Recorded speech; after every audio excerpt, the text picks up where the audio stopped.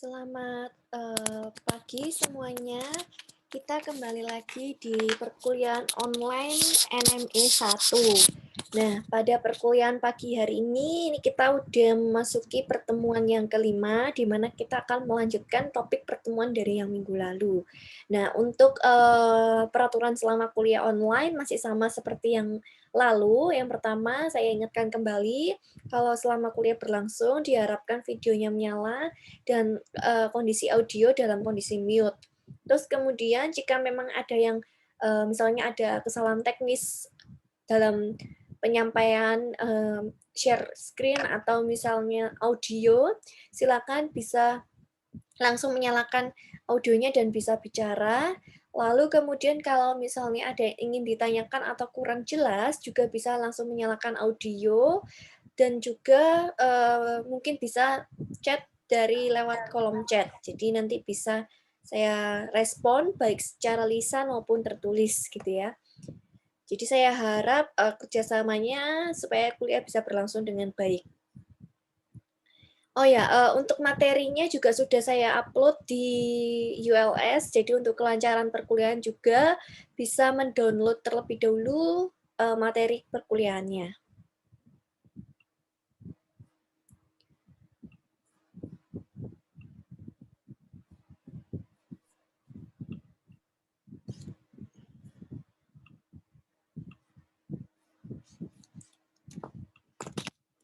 Nah, pada pertemuan yang lalu kita sampai di contoh soal yang ini, di mana kemarin pada pertemuan lalu bahwa saya bilang bahwa di distillation column ini DOF-nya adalah 1, sehingga dia kesimpulannya underspecify atau harusnya ada diberikan basis lebih supaya bisa menyelesaikan persoalan ini. Nah, selanjutnya saya lanjutkan dari perkuliahan yang lalu, yaitu tentang multi-unit dengan recycle. Jadi di sini ada mula-mula ada umpan masuk ke reaktor, terus kemudian masuk ke separator, kemudian dari separator di-recycle, ada yang sebagai produk dan ada yang di-recycle kembali ke reaktor. Nah, ingat seperti yang saya jelaskan pada pertemuan yang lalu, bahwa untuk menyelesaikan persoalan multi-unit, ini kan unitnya banyak, ini kan kebetulan cuma 2 ya. Kalau misalnya unitnya banyak, langkah awal yang perlu kita lakukan adalah translate atau menerjemahkan dari soal tersebut menjadi suatu blok diagram, karena tidak semua soal selalu ada blok diagramnya. Kadang ada soal yang tidak ada blok diagramnya, kadang ada yang sudah ada, terus kemudian kita suruh melengkapi saja. Kalau misalnya kita kedapatan soal yang tidak ada blok diagramnya, maka kita perlu menggambarkan blok diagramnya sebagai berikut. Jadi ini ada umpan, nanti masuk ke reaktor, terus kemudian ke separator, terus kemudian ada produk yang di-recycle kembali, dan ada yang sebagai produk. Nah, di sini boundary sistemnya ada dari, ini adalah mixing point yang di sini. Jadi ada titik pertemuan antara produk yang produk yang di-recycle sehingga menjadi umpan kembali, kemudian ada fresh feed atau umpan segar, terus kemudian baru masuk ke dalam reaktor. Ini adalah titik yang di mixing point. Kemudian ada titik boundary system yang berikutnya adalah di reaktor. Berarti inputnya adalah bukan input dari fresh feed plus recycle lagi, tapi sudah penggabungan keduanya inputnya. Kemudian outputnya adalah ini. Kemudian boundary system yang berikutnya itu adalah separator. Inputnya adalah output dari reaktor. Kemudian outputnya di sini terbagi menjadi 2, ada yang di-recycle dan ada yang menjadi produk. Kalau misalnya secara overall berarti kalau dari sini overall-nya inputnya yang mana? Inputnya adalah ya ini, yang masuk fresh feed ini dan juga yang keluar dari reaktor. Jadi yang ada di dalamnya ya, tanda panah yang ada di dalamnya ini, aliran-aliran yang ada di dalamnya ini tidak dihitung kalau overall, tapi hanya yang secara keseluruhan, masuknya yang mana, keluarnya yang mana. Jadi secara keseluruhan sistem. Alasan dari penggunaan recycle di proses kimia itu yang pertama, recovery atau reuse dari penggunaan reaktan. Jadi kalau misalnya ini tadi ya, kenapa sih kok harus dikembalikan ya kan? Ini supaya untuk recovery atau reuse dari reaktan. Maksudnya jadi gini, seperti yang saya bilang, misalnya ada reaksi antara A plus B menjadi C. Kan tidak seluruh A plus B itu menjadi C. Misalnya hanya 80%, berarti kan 20%-nya masih berupa A dan B. Nah, kan sayang kalau misalnya dibuang begitu saja atau ikut ke produk, berarti kemurnian produknya pun akan terpengaruh, sehingga perlu diseparator, terus kemudian dipisahkan mana yang produk dan mana yang sisa dari A dan B tadi, ya kan? Nah, sisa dari A dan B itu di-recycle, digabungkan lagi dengan reaktan yang baru. Jadi ini tujuannya adalah untuk menggunakan kembali daripada sayang, ya kan? Di ikut sebagai produk tidak bereaksi kan sayang ya di sini. Nah, daripada seperti itu makanya dia bisa digunakan kembali. Itu kegunaan dari kenapa harus ada recycle. Kemudian bisa recovery dari katalis. Misalnya reaksinya menggunakan katalis, jadi katalisnya bisa digunakan kembali. Kemudian dilution of a process stream. Itu contohnya pada proses filtrasi. Jadi kemudian ada yang keempat, kontrol dari variabel proses. Kemudian ada sirkulasi dari fluida kerja. Contohnya adalah pada refrigerator dan juga AC. Nah, berikutnya adalah di example 4.51. Jadi di sini ada udara bersih ya, fresh air mengandung 4% mol water vapor yang kemudian didinginkan dan dehumidifikasi dengan water content-nya adalah 1,7 mol persen H2O. Kemudian aliran udara bersih tersebut digabungkan dengan aliran recycle. Berarti bisa dibayangkan bahwa ada aliran udara bersih, kemudian ada aliran recycle-nya, gitu ya. Kemudian di sini ada aliran yang memasuki sistem mengandung sebentar.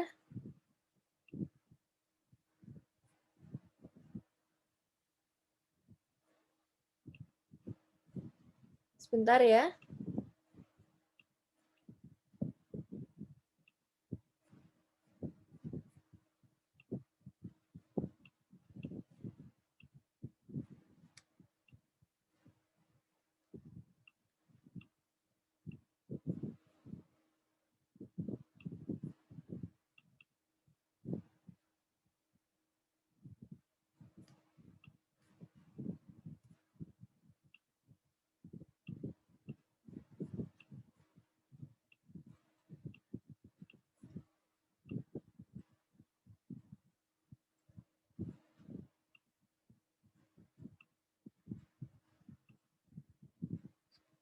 Oke, maaf.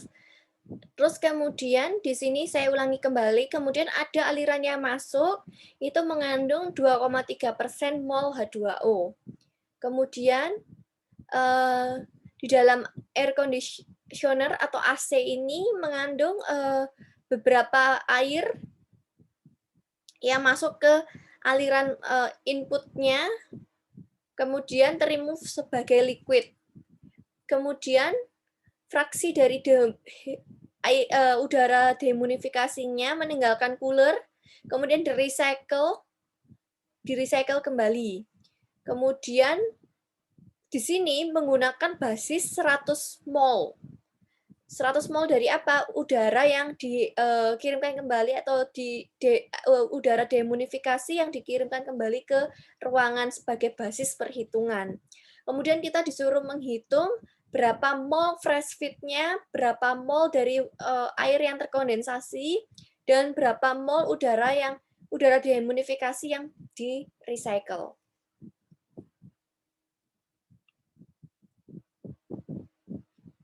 Nah, untuk penyelesaiannya,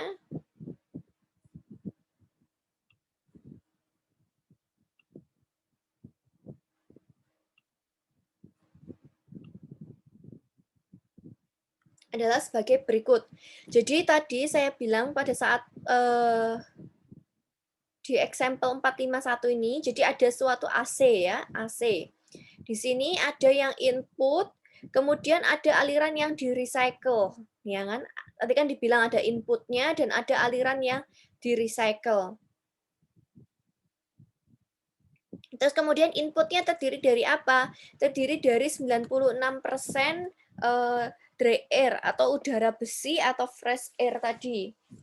Terdiri dari 96%. Nah, kalau 96% itu adalah udara bersih, berarti sisanya adalah 4%-nya itu merupakan mengandung water content atau uap air. Jadi di dalam udara itu, seperti yang saya bilang minggu lalu, kayak udara itu terdiri dari oksigen dan nitrogen, ya kan? Nah, di sini dibilang udara bersihnya saja itu adalah 96%. Nah, 4%-nya itu berupa yaitu uap airnya. Nah, jadi dalam udara itu mengandung yang namanya uap air. Terus kemudian di sini dibilang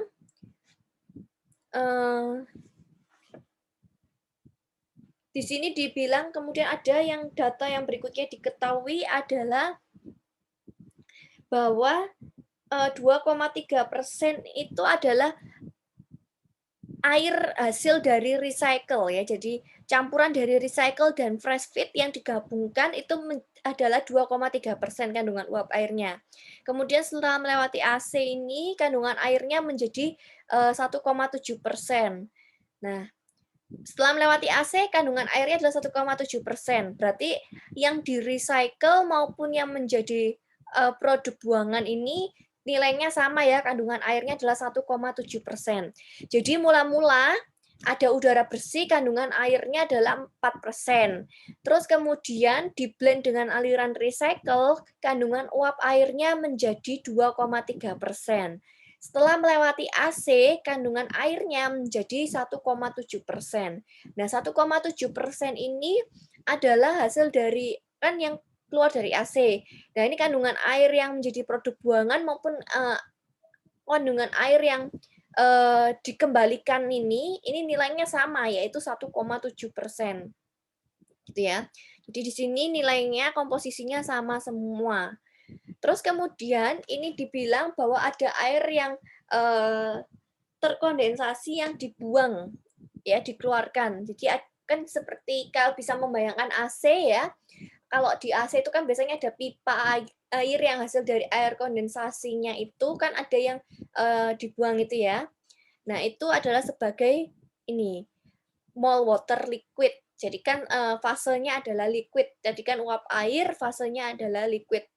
Makanya kan di sini, coba kalau kalian perhatikan di sini yang mula-mula adalah 2,3%, kemudian masuk ke AC kok bisa nilainya menjadi 1,7%, karena ada beberapa water yang ini dibuang, jadi dikeluarkan.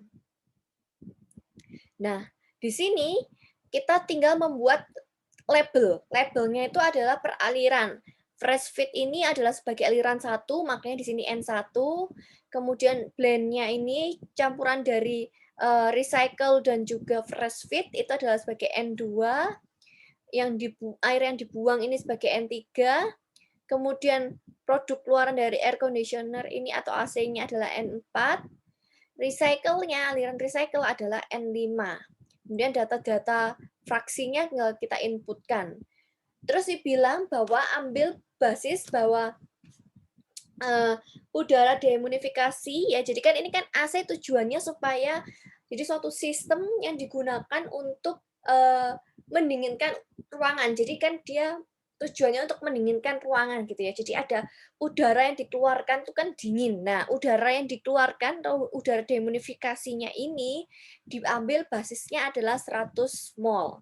Jadi seperti yang saya bilang minggu lalu bahwa pengambilan basis ini kita nggak perlu khawatir karena kadang pada soal itu biasanya sudah diketahui. Jadi kita hanya perlu menerjemahkan basisnya itu bisa berupa basis udara yang dikeluarkan, ya bisa jadi kalau misalnya kasusnya seperti ini, bisa kemungkinan jadi seperti ini. Jadi basisnya bisa 100 mol udara yang di delivery atau keluarkan dari AC ke ruangan ya, disalurkan dari AC ke ruangan, itu basisnya adalah 100 mol atau bisa jadi di depan.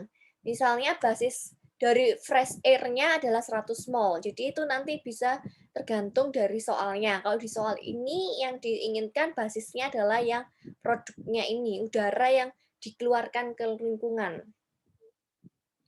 Terus kemudian langkah awal untuk menyelesaikan ini gimana? Langkah awalnya adalah membuat DOF. DOF-nya yang pertama overall, jadi secara keseluruhan. Kalau secara keseluruhan berarti inputnya adalah yang ini, yang N1, outputnya adalah yang 100 mol. Berarti dan juga ada N3 ya. Jadi yang ada sistem di dalam ini, ya recycle ini tidak perlu dilihat dulu. Jadi kita hanya melihat secara keseluruhan. Yang input ini 100 mol dan N3. Unknown-nya ada dua, N1 dan N3. Equation balance-nya ada dry air dan juga water. Jadi DOF-nya adalah 0. Kita bisa menemukan N1 dan juga N3 dari persamaan ini. Kemudian ada mixing point 1. Di sini ya, mixing point 1. Variabel yang tidak diketahui di sini ada apa saja? Ada N2 dan juga N5. Kan seharusnya ada N1 ya. Seharusnya ada N1, tapi kan N1-nya bisa ditemukan dari variabel overall ini. Sehingga N1-nya tidak perlu ditulis, hanya tinggal N2 dan N5. Equation balance-nya 2, sehingga DOF-nya adalah 0. Cooler atau di AC-nya sendiri, ya, cooler atau di AC-nya sendiri di sini variabel unknown-nya ada apa saja? Ada N2 dan juga N4. Nah, kan harusnya ada N3, N3-nya pun bisa ditemukan dari overall ini. Tadi kan di sini nggak ditulis N1 karena N1-nya sudah diketahui didapat dari variabel overall ini. Sementara kok di cooler tidak perlu ditulis N3-nya karena N3-nya sudah diperoleh dari overall ini. Sehingga di sini tinggal N2 dan juga N4. Equation balance-nya 2 sehingga DOF-nya 0. Splitting point. Splitting point itu adalah yang area ini. Area sini. Jadi unknown-nya ada apa saja? Ada N4 dan juga ada N5. Equation balance-nya hanya 1. Karena apa? Karena fraksinya di sini sama. Kecuali kalau fraksinya berbeda, kayak di sini, ini kan fraksinya berbeda. Makanya equation balance-nya ada 2. Tetapi karena di sini variabel equation balance-nya ini senyawanya sama, maka equation balance-nya hanya 1. Oke ya. Maka dari sini kita bisa menyimpulkan bahwa kita bisa berangkat awalnya adalah dari overall. Nah, dari overall. Secara overall, kita lihat dari sini, overall inputnya ada apa saja? Ada N1, outputnya N3 plus 100. N1, N3 plus 100. Kemudian neraca massa dry air secara overall. Dry air-nya ada di mana saja? Dry air-nya ada di N1 dan juga ada di sini, yang 100 mol. Di N3 tidak ada dry air, jadi hanya N1 sama dengan kali 0,96 sama dengan 100 kali 0,983. Dari sini kita bisa dapat N1-nya. Kemudian kita substitusikan masuk ke persamaan 1, sehingga kita bisa dapat N3-nya. Setelah N3 dapat, kita bisa menghitung neraca massa total di mixing point, yaitu dengan cara mixing point, ya ini tadi, berarti inputnya apa saja? N1 plus N5, outputnya N2. 1 plus N5, outputnya N2. Kemudian N1-nya sudah diketahui, maka persamaannya menjadi sebagai berikut.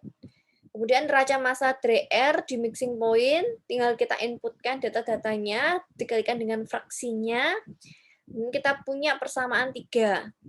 Nah, kemudian substitusi persamaan 2 ke persamaan 3, sehingga kita bisa dapatkan N5 dan juga N2-nya. Maka semua variabel-variabelnya bisa diketahui. Jadi N1 tadi dapat, N2, 3, 4, hingga 5-nya bisa dicari. Kira-kira seperti itu untuk example 451. Saya harap ini sudah dikerjakan di minggu lalu, jadi bisa lebih mengerti, atau mungkin ada yang ingin tanyakan terlebih dahulu untuk example 451.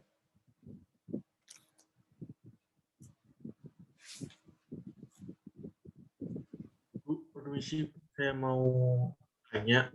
Saya masih bingung kenapa pengerjaannya kan ini neracanya neraca mas. Kenapa kok anunya tetap dengan mol gitu? Oh, oke. Kenapa di sini menggunakan neracanya mol ya, bukan neracanya massa gitu ya? Oke, jadi untuk pengerjaan suatu sistem ya, sistem atau suatu neraca ya, yang penting itu adalah suatu kebalansan. Nah, mau itu mol ataupun massa itu sebenarnya sama, yang penting harus balance. Jadi kalau yang namanya fraksi, ini saya jelaskan satu persatu dulu ya. Yang namanya fraksi, misalnya ini kayak ini, fraksinya 0,96% DR.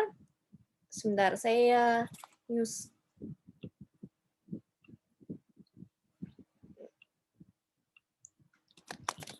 Saya jelaskan satu persatu dulu. Kalau yang namanya suatu sistem itu pasti kita mengenal yang namanya fraksi.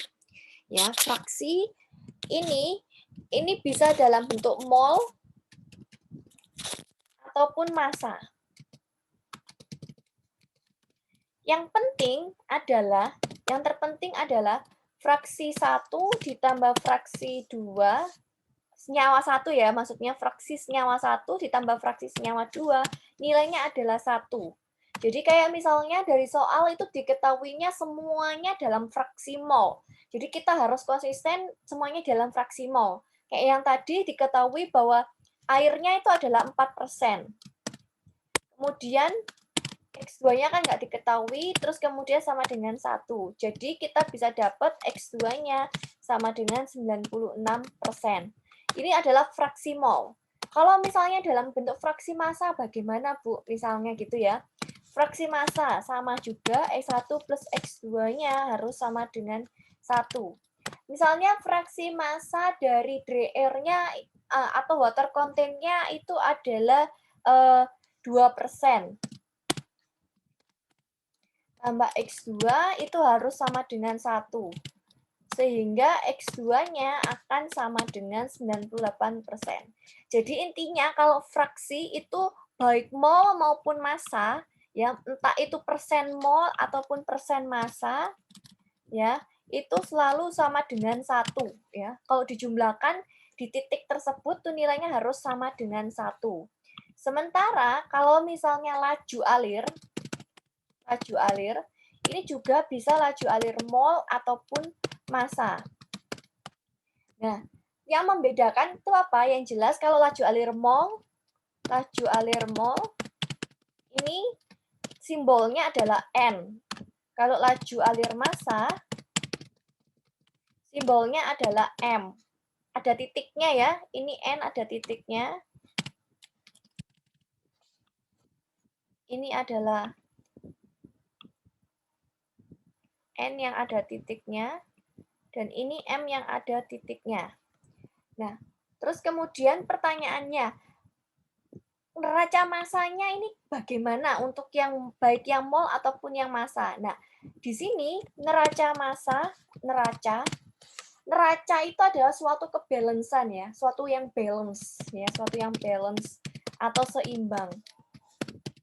Nah, seperti dibilang sebelumnya, sesuatu yang balance atau seimbang ini itu adalah in sama dengan out. Karena di sini tidak ada generasi, tidak ada konsumsi, tidak ada akumulasi.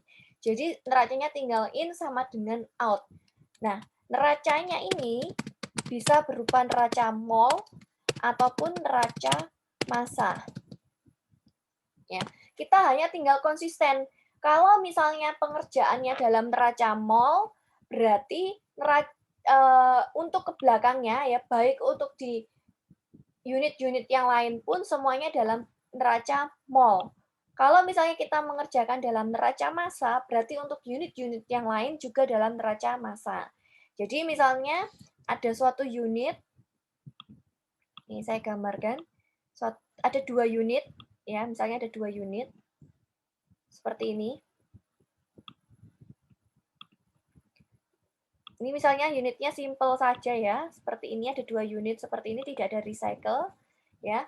Misalnya di sini saya diketahui 100 mol, terus kemudian fraksinya 96% dry air, 4% water content, misalnya gitu ya.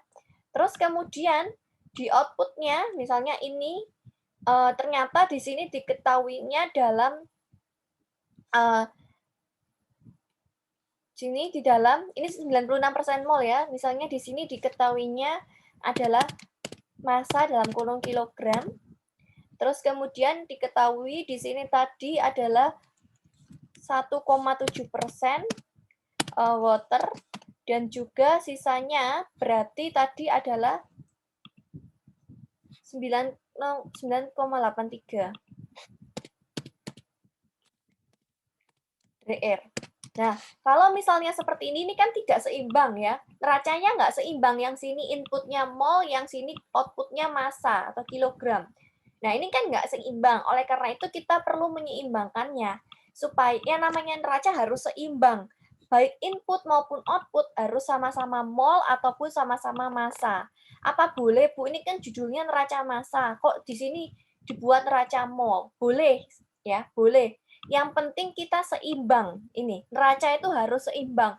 Baik neraca mol maupun neraca massa. Karena neraca judulnya neraca massa bukan ini bisa dihitung menggunakan neraca mol maupun neraca massa. Karena di sini kita masih bekerja di yang namanya tanpa reaksi. Kalau misalnya nanti kita udah masuk ke nanti yang akan kita bahas juga hari ini, kita masuk ke yang dengan reaksi, maka kita akan bekerja dengan neraca mol. Tidak lagi yang bekerja dengan neraca massa. Rata-rata semuanya bekerjanya dalam neraca mol. Jadi kalau ada kasus seperti ini, neraca overall-nya gimana? Neraca, nah kita tentukan, kita mau neraca mol apa neraca massa.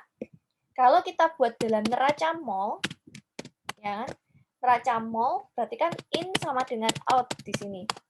Nah, berarti kan 100 mol sama dengan, nah, di sini, misalnya di sini kan massa ya. Massanya ini harus bentuk dalam, nanti harus dalam mol, ya kan? Harus dalam mol. Nah, tapi ini kan massa. Ini nggak bisa. Berarti artinya kita buat ini neraca mol untuk yang dry air. Artinya 100 mol atau 100 aja gini dikali 0,96 sama dengan, nah ini kan massa. Massa per BM-nya dari dry air.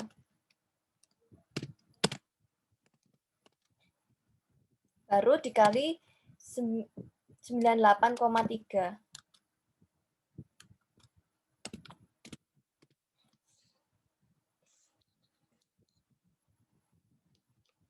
Nah, ini maaf ini salah.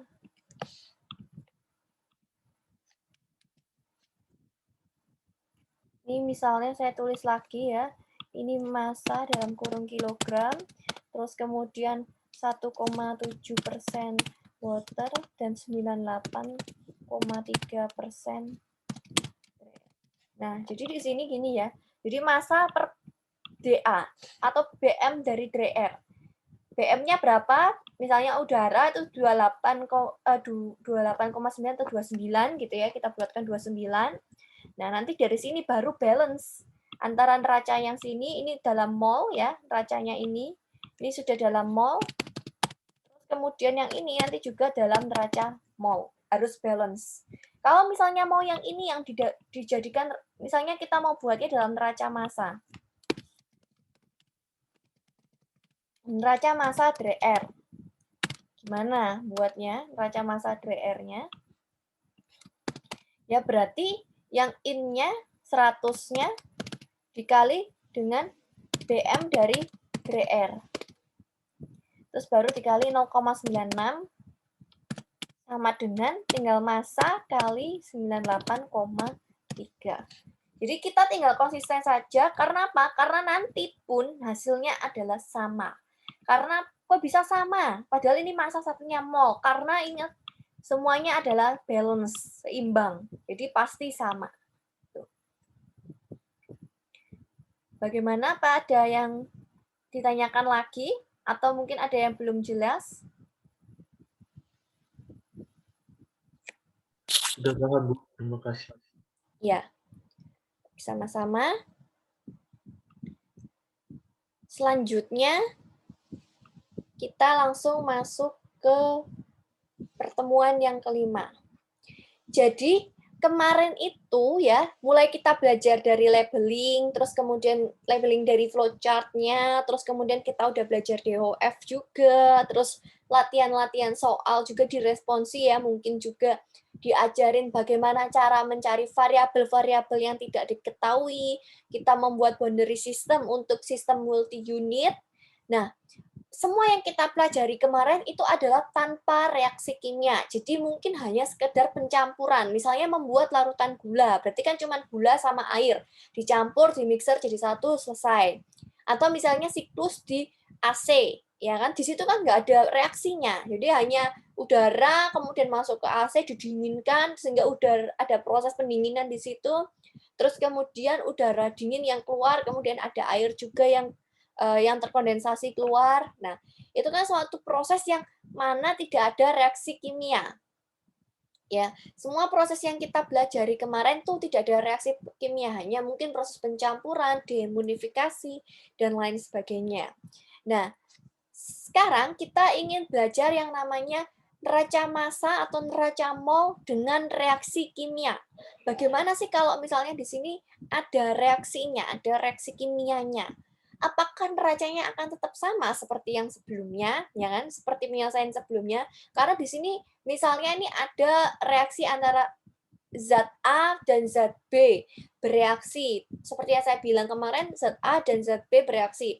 Ternyata ada konversinya, kan kita akan mengenal yang namanya konversi, kita akan mengenal yang namanya stoikiometri, kita akan mengenal yang namanya limiting reactant, excess reactant, gitu ya. Ada juga extent of reaction. Nah, kita akan mengenal istilah-istilah ini karena akan ada yang namanya suatu reaksi. Nah, di topik pertemuan 5 kita akan membahasnya.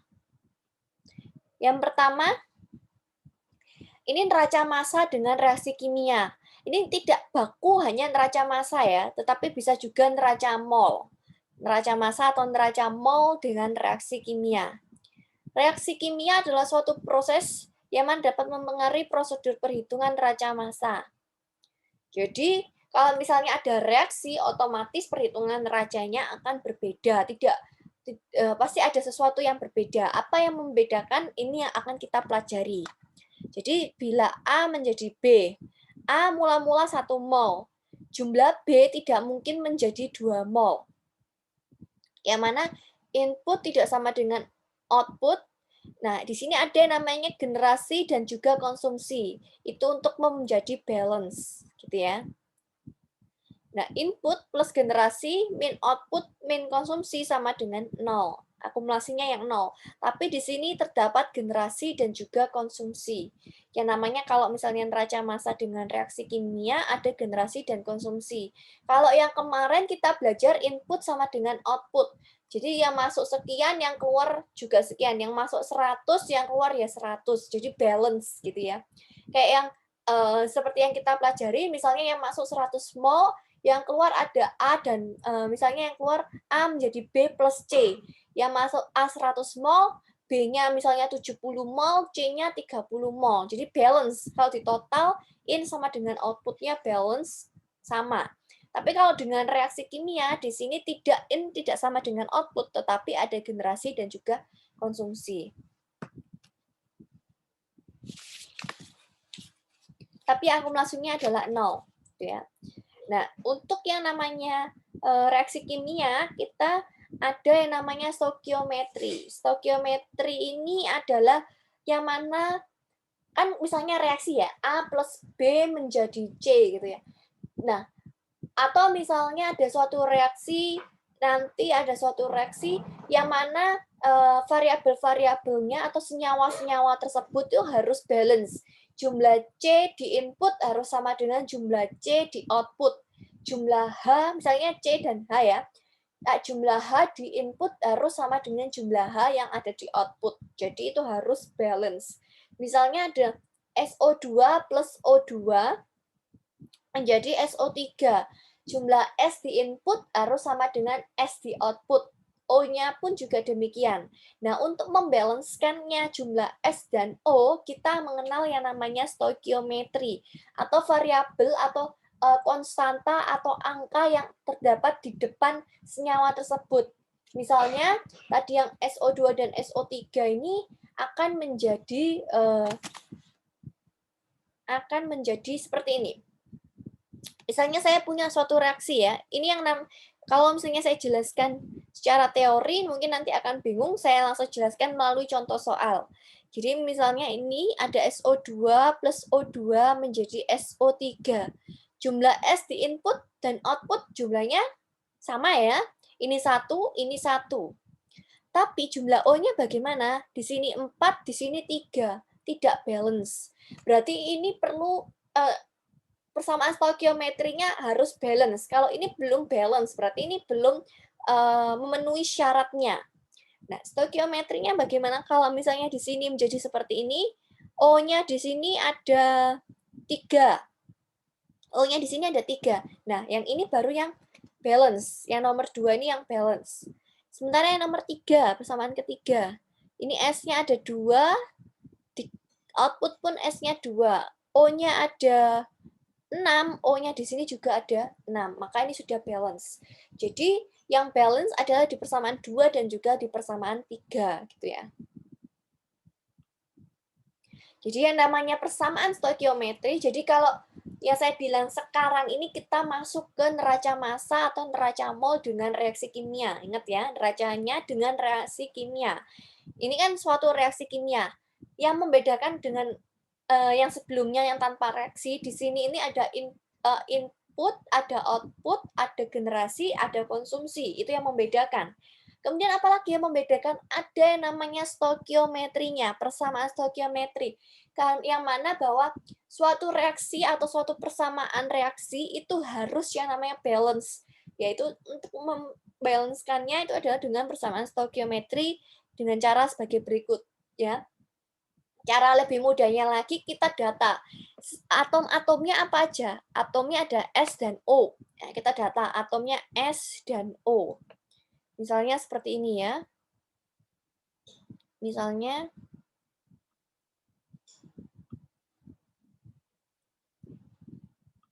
nah, ini saya tuliskan di sini supaya lebih jelas lagi. Nah, misalnya tadi ada SO2 ditambah O2 menjadi SO3. Nah, atom S, kita buat dulu ya, atom. Terus kemudian di sini jumlahnya ya, jumlahnya. Atom S misalnya. Jumlahnya yang di kiri, nah ini jumlah kiri. Nah, ini jumlah yang ada di kanan.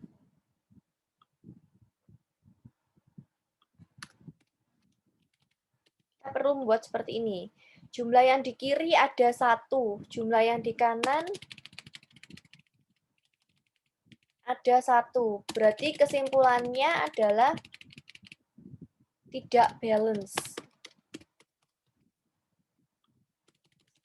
Kesimpulan persamaan stoikiometri.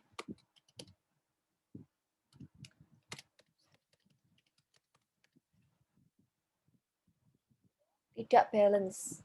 Nah, terus kemudian atom O. Jumlah yang di kiri ada, oh ini balance ya, maaf, ini balance. Jumlah yang di kiri ini ada 4. Kemudian jumlah yang di kanan ada 3. Maka kesimpulannya adalah tidak balance.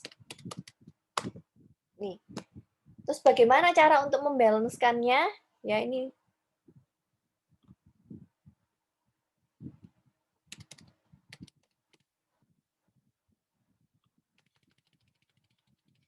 Nah, misalnya ini ada di persamaan reaksi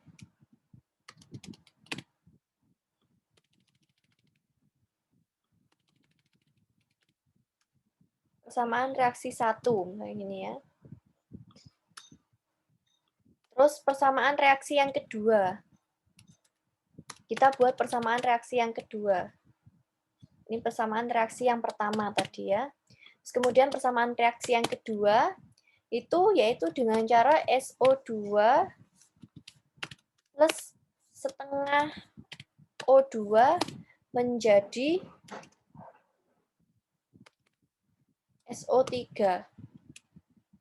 Nah, jumlah atom S-nya ada berapa, atom umnya ada berapa. Yang di kiri atom S-nya ada 1, yang di kanan jumlah atom S-nya ada 1. Nah, ini berarti sudah yang namanya balance.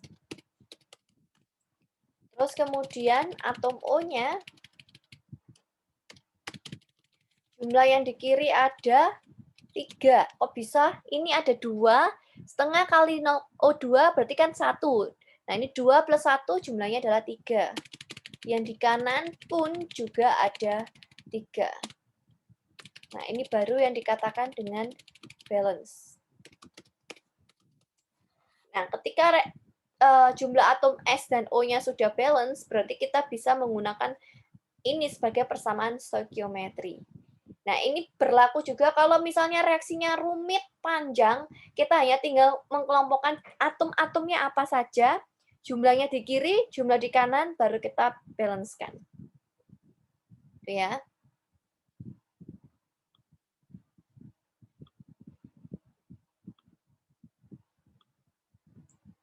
Nah, ada yang namanya kemudian setelah kita membuat persamaan stoikiometri, ada rasio stoikiometri. Rasio stoikiometri ini, ya, rasio stoikiometri ini adalah perbandingan dari di sini ya, perbandingan dari rasio ini bisa digunakan untuk konversi faktor untuk menghitung berapa jumlah reaktan atau produk reaktan yang dikonsumsi, reaktan yang bereaksi atau produk yang dihasilkan. Nah, itu bisa dihitung dari stoichiometric ratio. Misalnya ini, jadi ada 2 lb mol SO3 yang tergenerasi per 1 mol O2 yang dikonsumsi. Atau bisa dibuat dari persamaan 2 lb mol SO2 yang dikonsumsi per 2 lb mol SO3 yang tergenerasi. Jadi bisa dilihat dari stoikiometrinya ini. Ini 2/1 atau 2/2, entah yang generasi per konsumsi atau konsumsi per generasi. Ini bisa digunakan untuk menghitung faktor konversinya.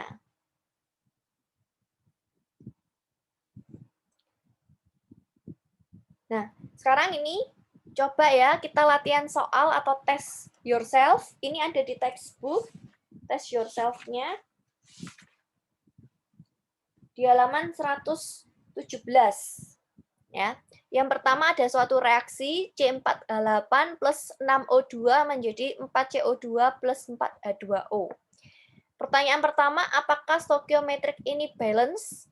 Yang kedua, apakah koefisien dari CO2?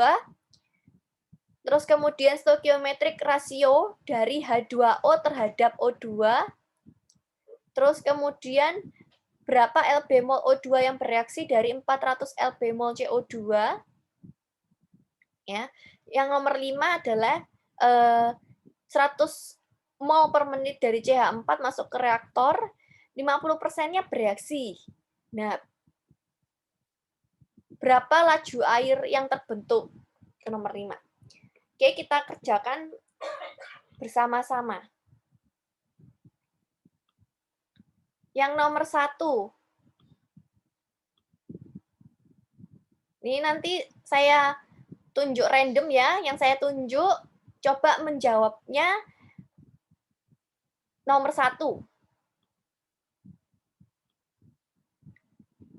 Yang saya tunjuk nanti unmute ya, menjawab pertanyaan yang nomor 1. Yang nomor 1, Ayu Kusuma. Coba Ayu Kusuma. Ya. Ya, coba dilihat dari reaksi ini gimana menurut Ayu, apakah sudah balance atau belum? Coba dilihat dari jumlah C-nya, jumlah H, dan jumlah O. Pertanyaannya sudah balance atau belum? Belum. Belum. Kalau belum berarti perlu dibalancekan. Coba dilihat jumlah C-nya sudah balance belum? Jumlah C di kiri dan jumlah C di kanan. C udah balance. Hanya H juga udah balance. O-nya? O-nya yang belum. O-nya berapa yang di kiri? Yang di kiri 12, yang di kanan 4. Yang di kanan? Coba dihitung yang di kanan berapa? Sudah. Sudah, ya. Berarti equation tersebut sudah balance. Oke. Coba ya saya ketikkan lagi supaya lebih mengerti. Sini persamaannya persamaannya adalah C4 H8 plus 6O2 menjadi 4 CO2 plus 4H2O. Ini ya. Tadi kata Ayu ini sudah balance. Baik, kita buktikan ya. Jumlah C yang di kiri ada 4. Sementara yang di kanan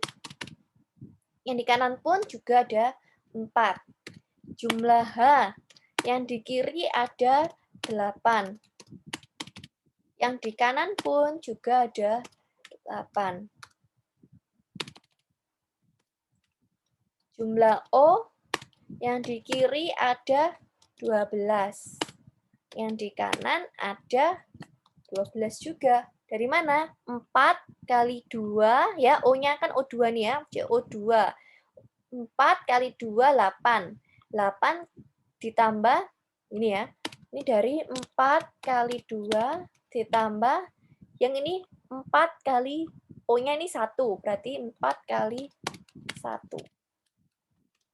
Iya. Ini untuk stokiometriknya. Jadi kesimpulannya nomor 1-nya itu adalah balance. Untuk yang nomor 1 udah jelas ya? Oke. Baik, terima kasih. Selanjutnya yang nomor 2. Coba yang nomor 2.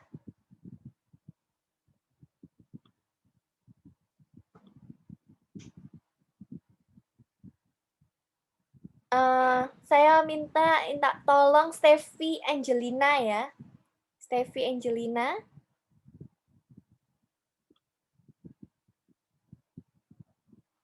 Iya, Bu. Ya, coba yang nomor 2. Apakah koefisien dari CO2? Koefisiennya berapa dari CO2? Dari reaksi ini? 4. Oke, benar. Jawabannya yang nomor 2 adalah 4. Selanjutnya, saya minta tolong, makasih untuk Steffi. Selanjutnya, saya minta tolong Victor. Ya, Bu. Ya, untuk Victor, nomor 3-nya coba stokiometrik atau rasio stokiometri dari H2O terhadap O2 berapa? H2O terhadap O2.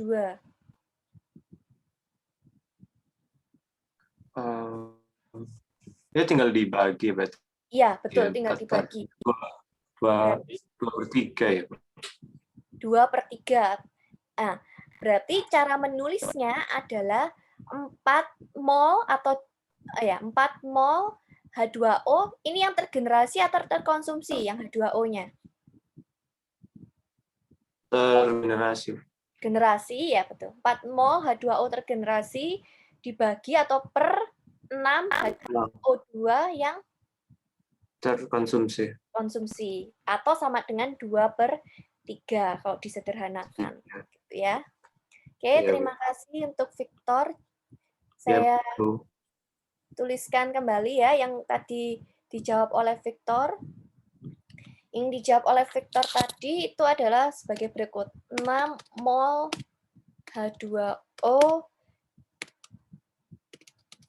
yang tergenerasi, ya kan? Per di sini per itu maaf ini 4 ya. Ini 4.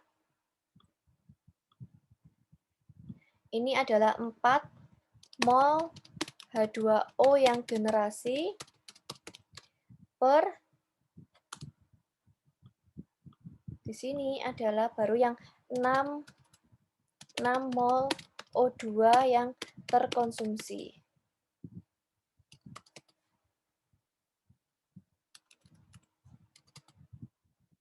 Nah, jadi ini cara menulis yang namanya stoichiometric ratio.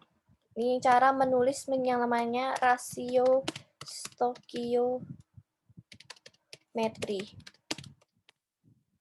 Seperti yang saya bilang tadi, rasio stoichiometri ini bisa digunakan untuk mencari konversi. Tergantung dari soal yang diminta apa terhadap apa. Yang tergenerasi terhadap konsumsi atau konsumsi terhadap yang tergenerasi.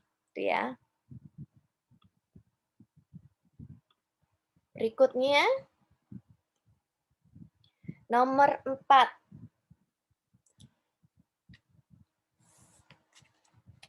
Nah, berapa banyak Lb-mol O2 yang bereaksi membentuk 400 Lb-mol dari CO2? Gunakan dimensional equation. Nah, mungkin ini akan saya jelaskan saja ya. Jadi, di sini berapa mol O2 ya, berapa banyaknya mol O2 yang bereaksi dari 400 mol CO2. Bagaimana cara mengerjakannya? Cara mengerjakannya jadi seperti ini. Saya tulis di sini. Kan reaksinya seperti ini ya. Yang ditanyakan berapa mol ya. Yang ditanyakan adalah berapa mol O2 ya yang bereaksi membentuk 400 Lb-mol, ini satuannya Lb-mol. Berapa Lb-mol O2 yang bereaksi membentuk 400 Lb-mol CO2? Ya, gini kan pertanyaannya. Berapa mol O2 yang bereaksi membentuk 400 Lb-mol CO2? Bagaimana Bu ini menyelesaikannya? Ini gampang ya, gampang. Ingat bahwa ini kita bisa menggunakan yang tadi dibilang dimensional equation. Apa itu dimensional equation? Kita bisa menggunakan dari stoikiometrinya. Stoikiometrinya adalah koefisien stoikiometri dari mol yang terbentuk atau yang tergenerasi ya, tergenerasi. Ini caranya. Terus kemudian ini per dibagi dari koef stoikiometri dari mol yang terkonsumsi. Terkonsumsi. Atau yang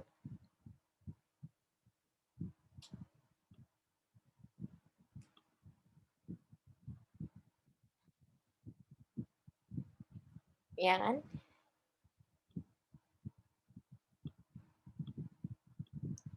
Nah, sekarang masalahnya itu kan harusnya seperti itu ya. Nah, di sini kita lihat bahwa yang diketahui itu apa? Yang CO2 kan? CO2. Berarti CO2 itu sebagai koef stoikiometri mol yang Sekarang yang rumusnya ini adalah yang ditanya per yang diketahui dikali jumlah molnya. Yang ditanya adalah O2, berarti yang terkonsumsi per koef mol stokiometri, mol yang tergenerasi. Nah, terus kemudian baru dikalikan dengan molnya. Mol yang diketahui.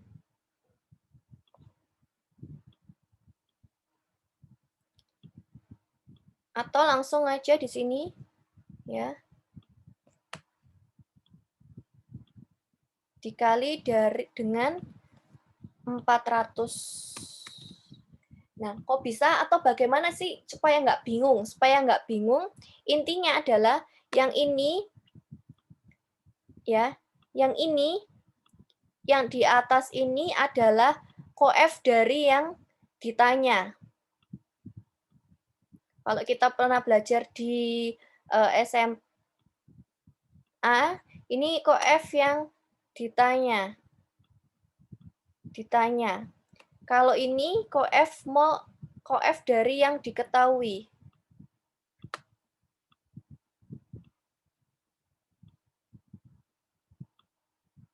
Koef yang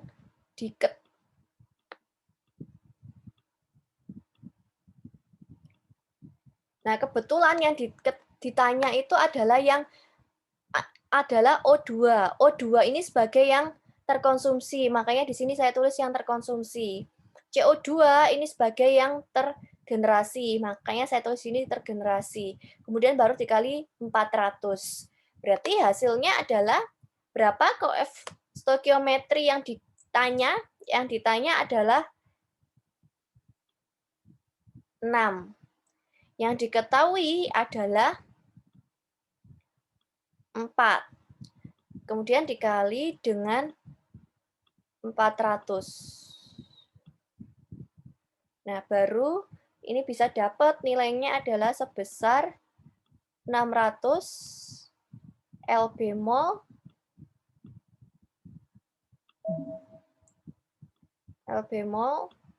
CO2. lb mol O2. Itu ya. Itu untuk mencarinya. Kalau misalnya seperti ini. Jadi kalau misalnya juga seperti yang kita pernah pelajari dulu di SMA, ini misalnya C ya, misalnya saya punya reaksi A plus 2B menjadi 2C plus 3D, misalnya gini. Misalnya sini saya punya mula-mula 100, saya punya di sini mula-mula 300, misalnya seperti ini. Ini misalnya mula-mula. Terus kemudian di sini bereaksi. Misalnya ini bereaksi sempurna, jadi ini 100. Nah, yang di sini berapa? Yang di sini kan berarti yang ditanya berapa? Koefisien yang ditanya 2. Yang diketahui 1. Berarti 2 per 1, 2. Dikalikan dengan mol yang di sini. Berarti, atau saya tuliskan, mol B sama dengan yang ditanya molnya koefisiennya 2. Yang diketahui 1 dikalikan dengan 100. Jadi hasilnya adalah 200. Ada di sini, biasanya di sini tulis 200. Terus kemudian yang di sini, ini juga sama 200. Yang di sini, nilainya adalah 300. Paham ya? Ini mol B, berarti kalau mol C-nya juga sama. Koef yang ditanya berapa? 2. Mol C kan 2. Yang diketahui dari mol A-nya 1 kali 100 sama dengan 200. Mol D yang ditanya berapa? 3. Yang diketahui 1 kali 100 sama dengan 300. Gini ya cara menyelesaikannya. Ini seharusnya waktu SMA udah dibahas. Mungkin ada yang lupa, ini saya ingatkan kembali. Terus ini, kalau misalnya mula-mula yang masuk ke feed, C4H8-nya adalah 100. Kemudian 50%-nya bereaksi. Berapa air yang terbentuk? Oke, kita kerjakan ya.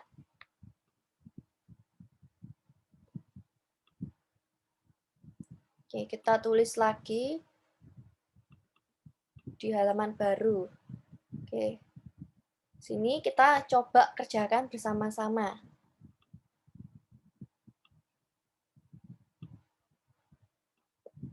Kita tulis dulu yang namanya, ingat kalau seperti ini yang pertama kita tulis adalah reaksi.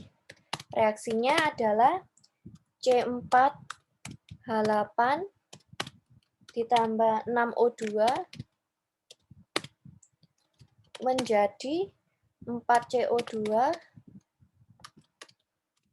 ditambah 4H2O. Nah, mungkin ya yang lupa saya ingatkan, kalau SMA dulu kita ada yang namanya mol mula-mula.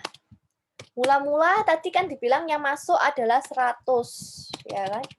O2-nya berapa? Kita anggap kita menggunakan persamaan rasio stoikiometri, yaitu dengan, di sini berarti kalau yang ditanya 6/1 kali 100, berarti ini adalah 600. Kemudian bereaksi. Bereaksinya adalah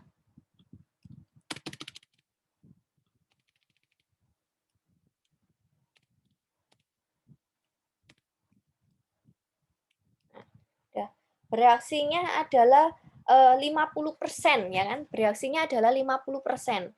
Berarti bagaimana, Bu? 50% itu kan 0,5 kalikan dengan mol mula-mulanya. Kok bisa? Ya kan 50% dari mol mula-mula bereaksinya. Nah, hasilnya berapa? Hasilnya adalah 50. Berarti di sini saya tulis 50. Ya, geser lagi.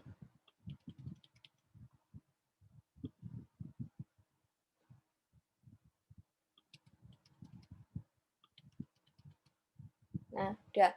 Terus kemudian si ini berapa? Yang O2. O2-nya bagaimana?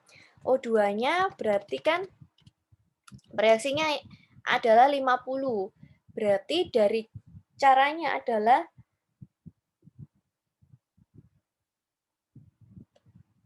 6/1 kali 50.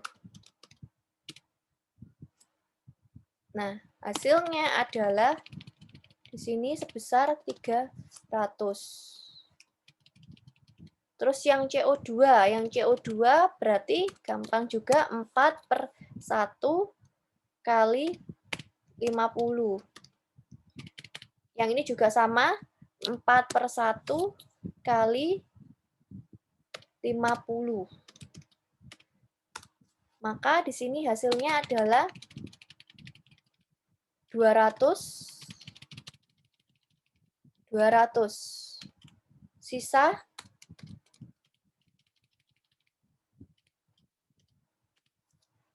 100. Kalau yang ada di reaktan adalah dikurangi, kalau yang ada di produk adalah ditambah. Karena yang ada di reaktan terkonsumsi, yang di produk tergenerasi. Jadi ini 100 kurangi 50, sisa 50. 600 kurangi 300, sisa 300. Ini tergenerasi terbentuk 200. Ini tergenerasi terbentuk 200.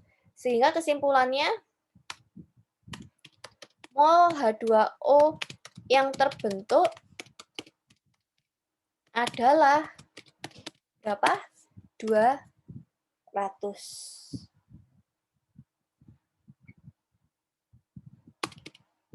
200 mol. Ini adalah per menit karena laju alir. Laju alir mol, 200 mol per menit. Gitu ya untuk menyelesaikannya.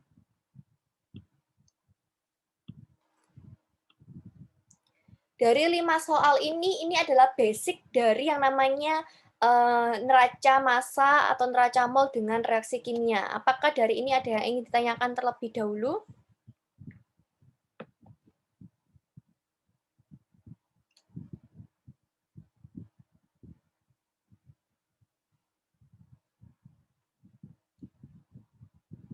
Ada ya. Saya harap ini sudah jelas karena ini basic yang mana di SMA pun saya rasa sudah banyak yang dapat.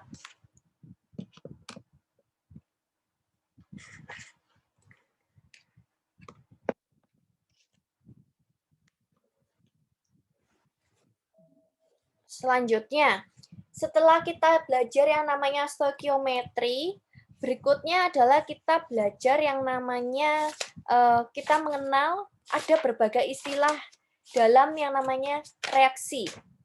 Yang pertama, ada yang namanya limiting reaktan. Apa sih limiting reaktan? Ini adalah reaktan yang habis bereaksi. Jadi dalam suatu reaksi itu ada yang namanya limiting reaktan, ada reaktan yang habis bereaksi, dan ada ekses reaktan, adalah reaktan yang berlebih. Jadi kayak misalnya ada A plus B, berarti antara A atau B, mana yang sebagai limiting reaktan, mana yang sebagai ekses. Ya. Persen eksesnya adalah mol di dalam ekses per mol yang required untuk bereaksi dengan limiting reaktan, dikalikan dengan 100%. Kemudian fraksional eksesnya itu adalah jumlah mol A di feed dikurangi jumlah mol A stoikiometri per jumlah mol A stoikiometri. Rasio ekses terhadap stoikiometri yang diperlukan. Kalau fraksional konversi, mol yang bereaksi dibagi dengan mol dari feed-nya. Ini adalah persamaan-persamaannya. Ini kita langsung ke contoh soal, ya. Kita ini waktu SMA pun kita udah belajar yang namanya limiting reaktan. Nah, diketahui 20 kmol per hour asetilen dan 50 kmol gas 50 kmol per hour gas hidrogen bereaksi menghasilkan etana. Sejauh mana yang bertindak sebagai limiting reaktan, mana yang bertindak sebagai ekses reaktan, dan berapa nilai dari fraksional eksesnya. Di fraksional ekses persamaannya seperti ini ya, Na feed min Na stoikiometri kurangi dengan Na stoikiometri. Oke, kita kerjakan bersama-sama.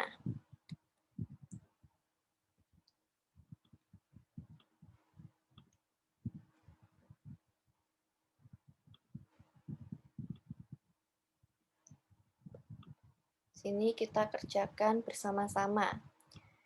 Di contoh soal ini. Tadi langkah pertama, ingat, langkah pertama kalau di neraca massa reaksi kita harus tulis dulu yang namanya reaksinya. C2H2 ditambah 2H2 menjadi C2H6.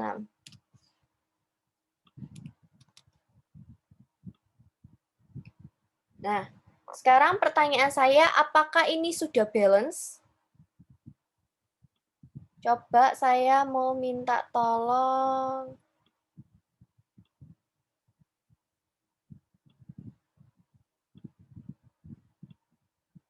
Saya mau minta tolong Kevin Chandra.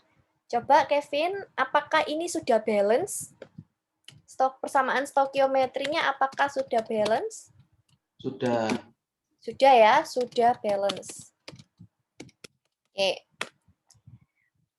Jumlah C-nya yang di kiri ada 2, yang di kanan juga sudah ada 2. Hanya yang di kiri ada ini 2 plus 2 kali 2, 4, berarti 2 plus 4 adalah 6, yang di kanan juga 6, berarti sudah balance. Kalau sudah balance, kita bisa langsung lanjut ke pekerjaan berikutnya. Data-data yang diketahui. Ingat kalau kita mengerjakan suatu persoalan di teknik kimia, pertama harus kita tulis yang diketahui. Mol dari C2H2. Itu adalah tadi 20 kmol per jam. Terus mol dari H2 itu adalah 50 kmol per jam.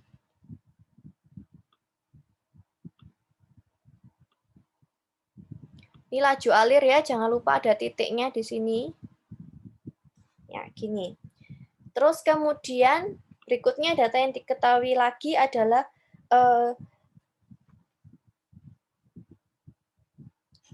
sudah ya seperti ini ya. Terus kemudian yang ditanya mana yang sebagai limiting reaktan atau saya singkat dengan LR, mana yang sebagai excess reaktan atau saya singkat dengan ER, dan yang C adalah di soalnya yang C adalah berapa nilai dari fractional excess. Yang C adalah nilai dari fractional excess-nya.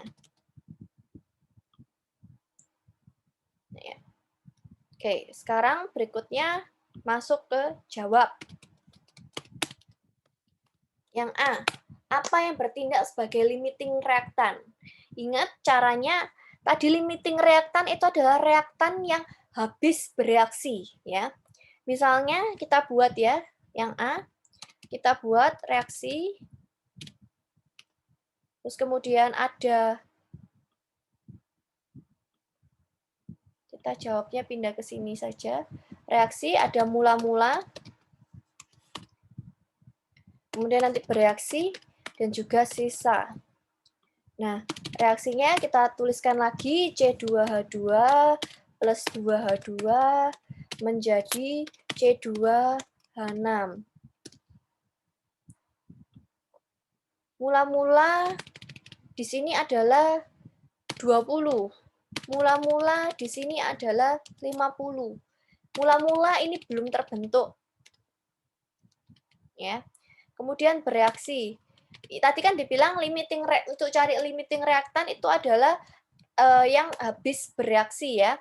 Kalau misalnya habis bereaksi berarti artinya konversinya adalah 100%. Kalau ini konversinya 100%, berarti nilainya adalah 20. Kalau ini konversinya 100%, ya, ini kan berarti kalau ini 20, 2/1 kali 20 nilainya adalah 40. Yang ini adalah 20. Itu nggak perlu diperhitungkan juga nggak apa-apa. Berarti ini kan habis bereaksi. Ya, habis. Kalau yang ini masih ada sisa. Nah, berarti jawaban yang A. Berarti jawabannya yang A. Apa yang bertindak sebagai limiting reaktan? Yang bertindak sebagai limiting reaktan adalah C2H2. Ya. Apa yang bertindak sebagai excess reaktan itu adalah H2. Jadi kalau mencari limiting dan excess kita hanya perhatikan yang ada di reaktan. Produknya nggak perlu diperhatikan. Hanya yang ada di reaktan. Ya. Yang ada di reaktan ya ini C2H2 sebagai limiting reaktan, H2 sebagai excess reaktan. Kenapa kok tiba-tiba muncul 20 gitu ya?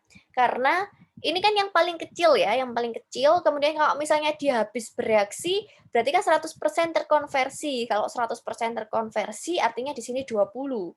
Nah, terus kemudian menggunakan persamaan stoikiometri yaitu 2/1 dikalikan 20, hasilnya adalah 40. Ya. Jadi, mungkin ada yang katakan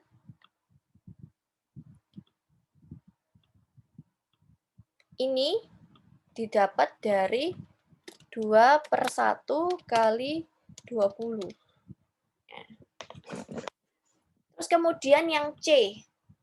Yang C tadi adalah fractional excess.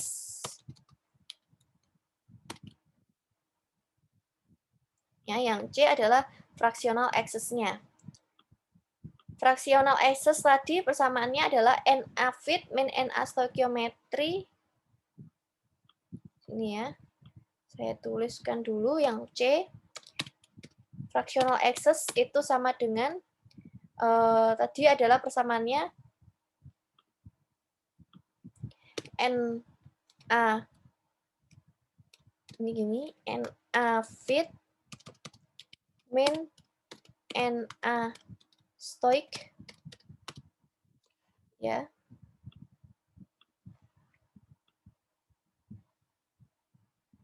Ini tadi Na fit min Na stoikiometri dibagi Na stoik.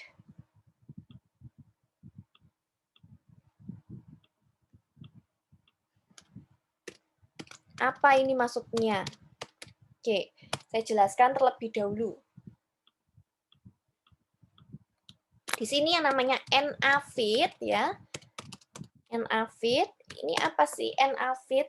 Na fit itu adalah perbandingan dari yang namanya rasio dari H2O per C2H2. Kok rasionya H2 per C2H2? Kenapa kok enggak C2H2 per H2?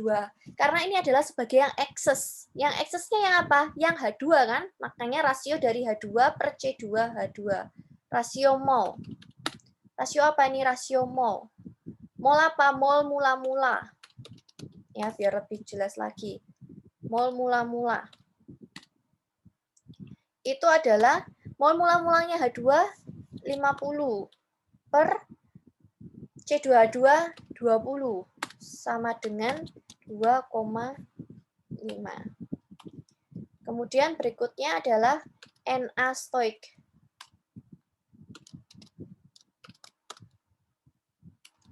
Na stoik.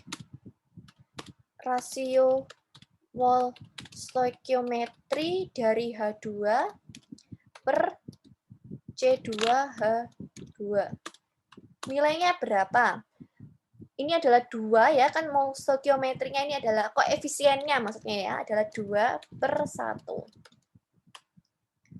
Maka sama dengan 2. Dari sini kita bisa dapat fractional excess sama dengan berarti berapa? Na fit 2,5 min 2 per 2 sama dengan 0,25. Artinya, apa artinya? Artinya 25% hidrogen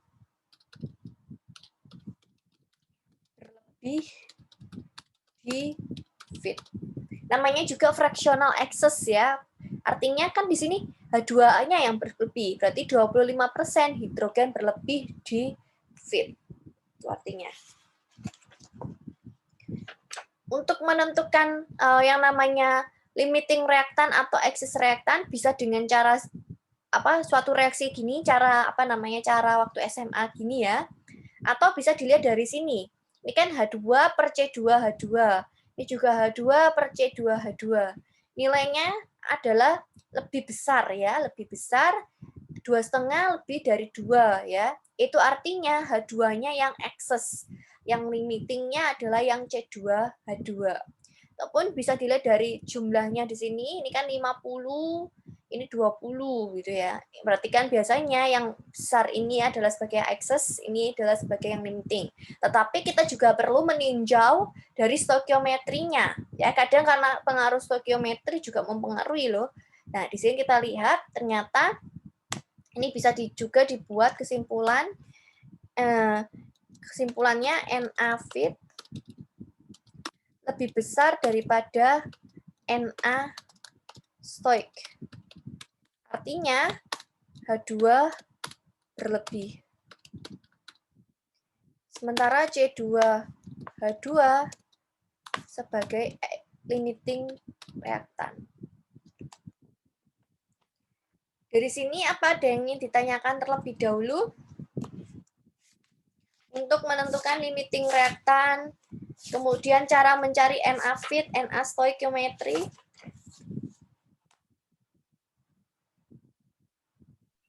Bu, berarti fractional excess ini sisa per yang reaksi ya?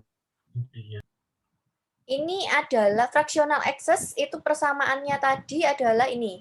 Na fit ya, yang ada di fit ini dikurangi dari Na stoikiometrinya ya, dari stoikiometrinya terus kemudian per Na stoikiometri.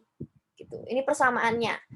Apakah ini tuh adalah yang ada di sisa? Ini berbeda dengan yang ada di sisa. Kalau yang ada di sisa itu namanya adalah fractional conversion. Persamaannya apa, Bu? Persamaannya adalah yang tadi sudah ada di slide juga. Saya tuliskan ulang. Kalau yang fractional conversion ini adalah mol yang bereaksi dibagi dengan mol feed atau mol yang ada di feed, mol mula-mula. Nah, ini untuk yang fractional conversion. Nah, nanti fractional conversion ini bisa menghitung yang ada di sisa. Sementara kalau yang excess ini kita hanya fokus ke yang reaktan gitu ya. Kita hanya fokus yang ada di reaktan. Kita ingin tahu sih seberapa banyak. Jadi kayak misalnya ini ada 20 sama 50. Ada senyawa, misalnya ada senyawa A, ada senyawa B masuk ke dalam suatu reaktor. Bayangkan ya, ada senyawa A, ada senyawa B masuk ke dalam reaktor. Yang B ini berlebihnya berapa persen sih gitu.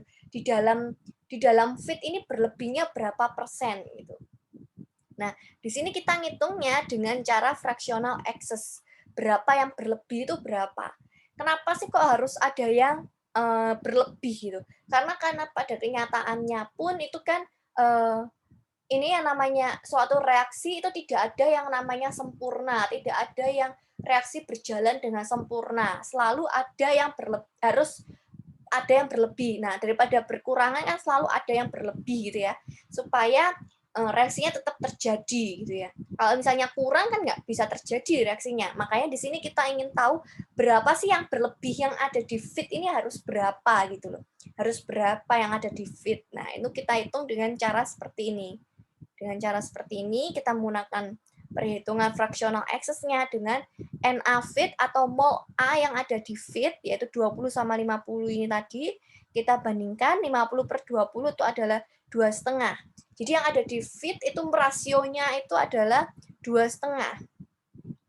Sementara stoikiometrinya itu adalah 2/1, yaitu dilihat dari stoikiometri itu kan koefisiennya ini. Koefisiennya 2/1, itu adalah 2. Kemudian baru kita hitung, kita bisa dapat ternyata yang berlebih, hidrogen yang berlebih di dalam feed itu adalah sebanyak 25%.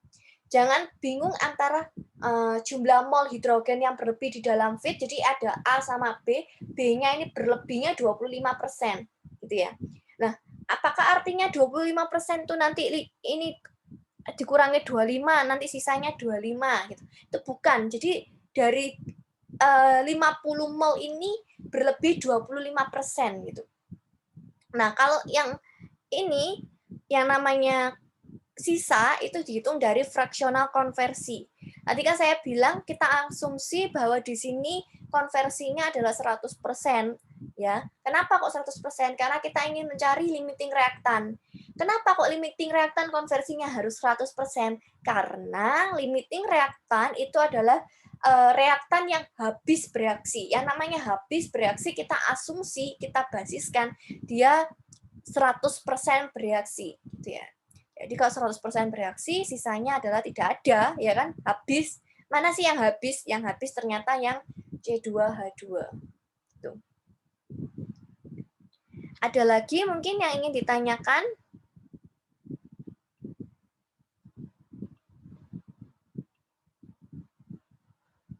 Ini ya, saya tunjukkan lagi. Ini persamaannya perlu diperjelas lagi ya. Kalau fractional excess itu adalah rasio excess terhadap stoikiometri yang diperlukan. Berarti berapa jumlah mol excess-nya yang dibandingkan dengan stoikiometrinya. Kalau konversi untuk menghitung mol sisanya, yaitu dengan mol reaksi dibagi dengan mol feed.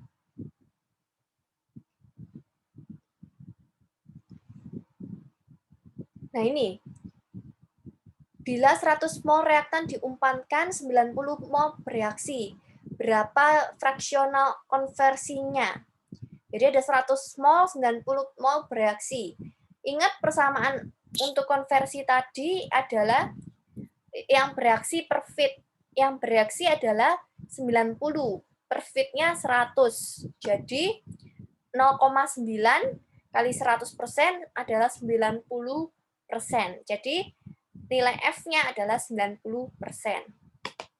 Itu kalau fraksional konversi. Terus kemudian yang B, bila 20 mol per menit reaktan diumpankan ke reaktor, konversinya 80%, berapa mol reaktan yang bereaksi? Dan berapa reaktan sisa? Kita hitung ya.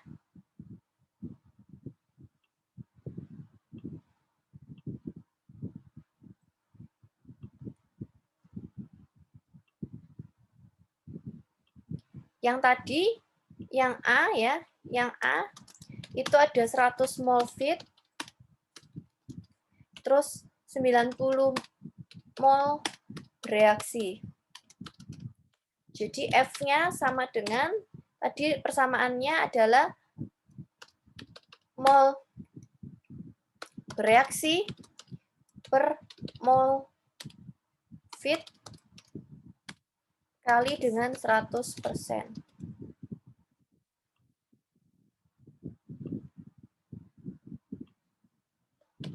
Jadi F-nya sama dengan yang bereaksi 90, feed-nya 100 kali 100% sama dengan 90%. Yang B soalnya adalah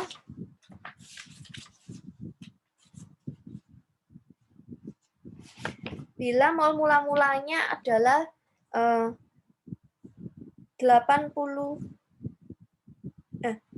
20 mol per menit feed. Terus konversinya ya, F-nya atau konversinya atau fraksional konversi, banyak ya istilahnya, fraksional konversinya adalah 80%. Kita disuruh menghitung berapa mol yang bereaksi. Ya, tadi berapa mol yang bereaksi dan berapa reaktan sisanya. Caranya adalah, kan tadi mol mula-mula 20 ya. Mol mula-mula 20. Berarti mol yang bereaksi itu adalah konversi, ya kan? Konversi dikalikan dengan mol feed. Nah, artinya sama dengan konversinya adalah 0,8 kali 20 sama dengan 16 mol per menit. Mol sisanya sama dengan, ingat tadi mol sisa adalah mol feed dikurangi dengan mol yang bereaksi. Atau mol feed atau mol mula-mula, bebas ya istilahnya. Mol feed-nya 20, yang bereaksi 16. Sisanya adalah 4 mol per menit.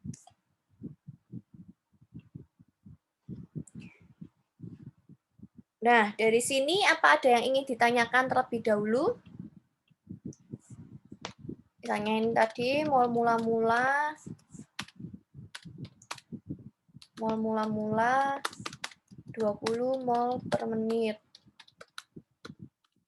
Mol bereaksi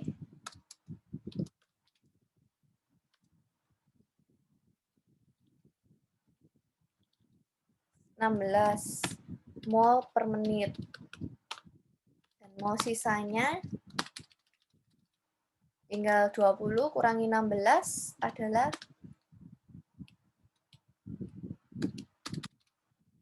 4 mol per menit. Ini ya. Ada yang ingin ditanyakan dulu dari contoh soal ini?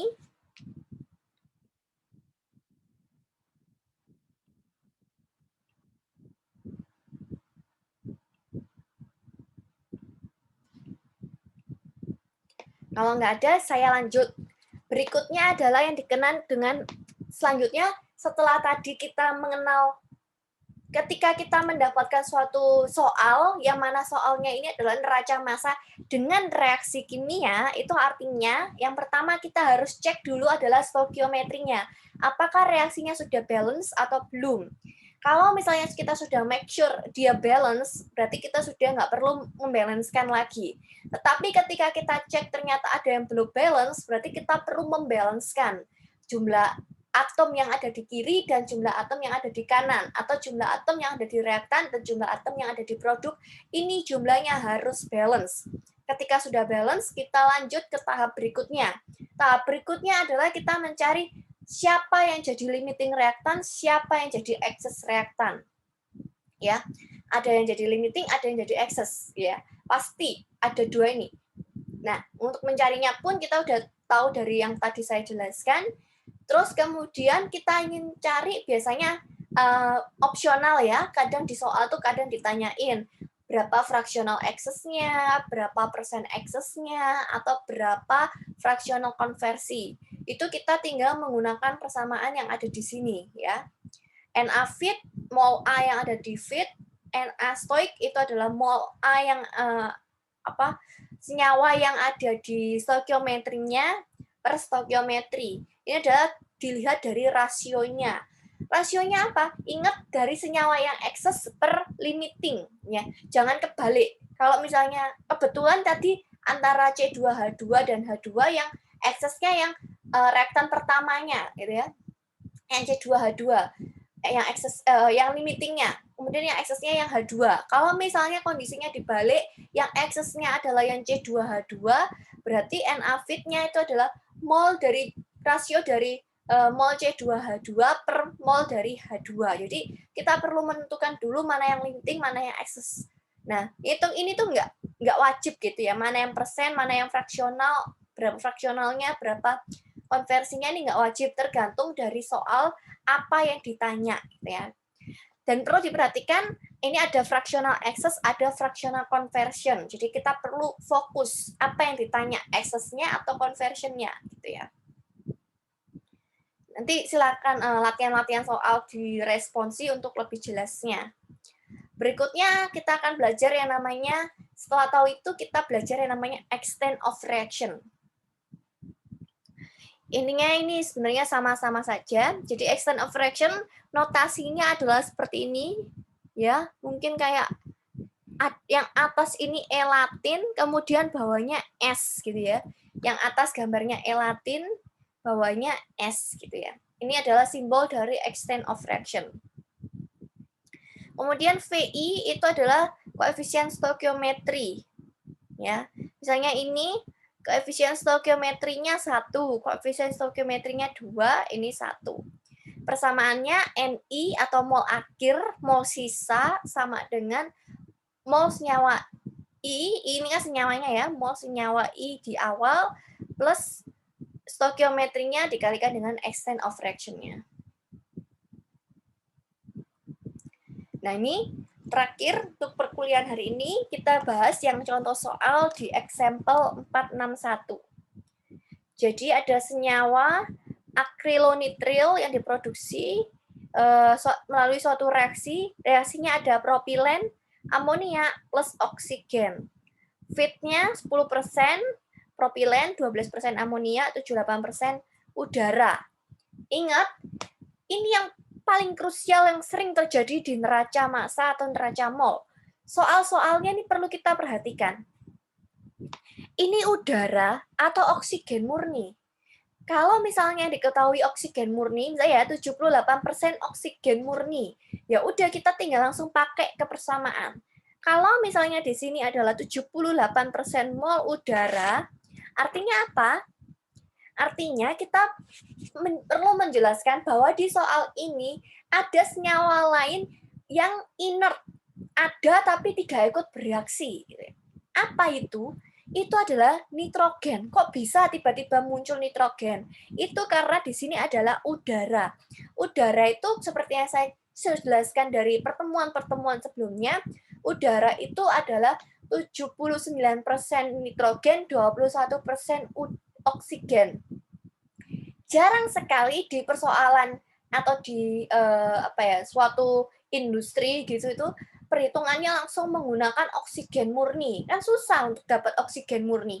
Kita biasanya mengambil dari yang namanya udara. Kenapa? Karena kalaupun pakai udara nitrogennya ini nggak ikut bereaksi kok, inert gitu ya. Jadi kan lebih mudah, udah nggak perlu memurnikan dulu si oksigen, terus nitrogennya juga nggak ikut bereaksi, kan inert gitu ya. Jadi ini perlu diperhatikan. Bahan bakunya itu oksigen, tapi yang diketahui di soal itu adalah udara murni ya, udara. Udara ingat ada 79% nitrogen, 21% oksigen. Itu yang perlu kita ketahui. Berarti artinya apa, Bu? Artinya di soal example 461 senyawanya bukan cuma 3. Bukan cuma propilen, amonia, dan oksigen, tetapi propilen, amonia, oksigen, dan nitrogen. Seringkali itu yang sering kelupaan. Nitrogen itu inert. Orang nggak bereaksi, kenapa perlu dicantumkan? Perlu. Karena itu mempengaruhi perhitungan. Jadi, jangan sampai ketinggalan. Baik di input, sampai output, nitrogen itu ikut terus. Meskipun jumlahnya selalu sama, dia tetap ikut sampai ke output. Itu jangan sampai ketinggalan. Jadi perlu hati-hati ya, kalau udara, ingat ada nitrogennya. Ingat itu ya, ada nitrogennya. Dan ini kita ketahui seperti ini. Fraksionalnya apa? Fraksional konversi. Itu 30%. Jadi persamaannya nanti adalah mol yang bereaksi per mol feed gitu ya. Dari limiting reactant yang dicapai. Ambil basis 100 mol sebagai feed. Nah, saya bilang tadi basis itu nggak perlu susah-susah. Kadang dari soal pun itu selalu sudah ada. Kalau misalnya nggak ada 100 mol dari feed, kita bisa asumsi sendiri. Kalau feednya adalah 100. 10 boleh. Kita asumsi dari feednya. Kenapa nggak kita asumsi dari langsung produksinya, misalnya hasil produksinya. Karena biasanya kalau berangkat dari belakang ke depan lebih susah. Kalau berangkat dari feed menuju produk itu lebih mudah. Jadi kita ambil basisnya yang ada di feed, yaitu 100 mol. Kenapa 100? Kenapa nggak 10? Bebas, mau berapapun ini namanya basis itu bebas. Biasanya itu 100. Nanti tinggal kita scale up atau scale down tergantung dari hasilnya. Misalnya kita ingin memproduksinya ini sebanyak berapa, ternyata dengan menghitung dengan basis sekian tidak kurang, berarti kita perlu scale up. Nah, scale up sama scale down ini biasanya diperlukan kalau di industri. Kalau perhitungan neraca ini nanti bertahap. Kalau untuk saat ini biasanya sudah diketahui terlebih dahulu. Nah, nanti bagaimana? Urusan nanti ya nanti. Kita yang penting fokus dulu yang sekarang. Kalau misalnya yang namanya perhitungan seperti ini, kita ambil basisnya 100 mol itu adalah di feed. Terus kemudian kita suruh cari limiting reactant. Terus kemudian persen excess reaktannya. Kemudian jika 30% limiting reactant bereaksi, hitung mol sisanya. Ya, hitung mol sisanya. Gimana penyelesaiannya? Sebentar, saya tunjukkan penyelesaiannya.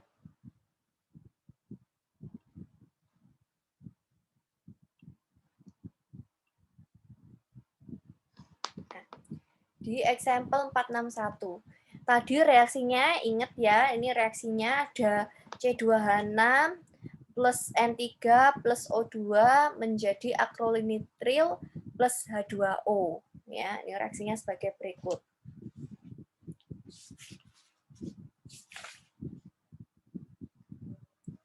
Ini reaksinya pun udah ada di soal, ya, udah ada di soal. Langkah berikutnya kita cek, ingat, meskipun itu sudah ada di soal, kita tetap harus waspada dengan mengecek yang namanya stoikiometrinya. Apakah ini sudah balance atau belum? Di sini kita lihat bahwa di sini stoikiometrinya C-nya 3, di sini pun 3, hanya 6, 9, di sini juga hanya 9, N-nya sama 1, O-nya ada 3, di sini juga ada 3, berarti sudah balance. Berikutnya, kita tulis yang diketahui. mol mula-mula dari C3H6, NH3, dan udara.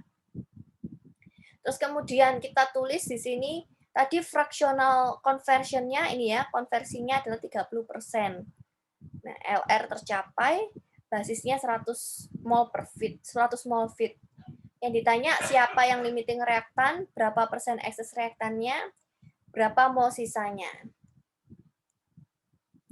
Ini masih neraca massa pada 1 unit. Jadi ada 1 unit, kita gambarkan unitnya, input dan output. Inputnya ada 100 mol basisnya ya. Kemudian data-datanya kita inputkan.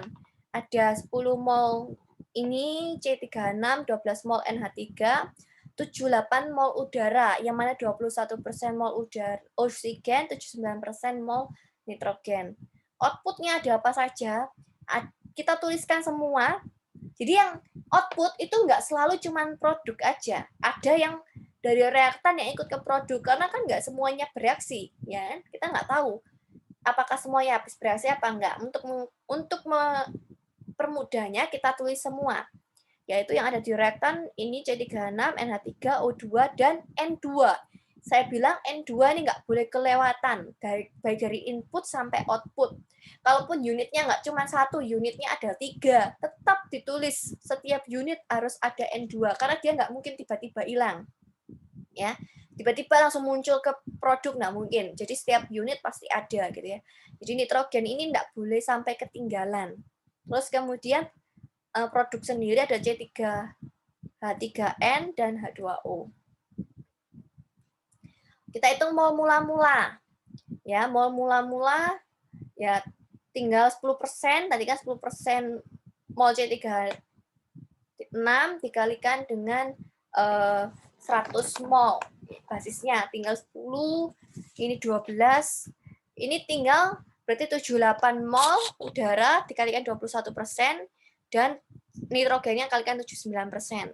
Oksigennya hanya sekian, nitrogennya hanya sekian. Ya.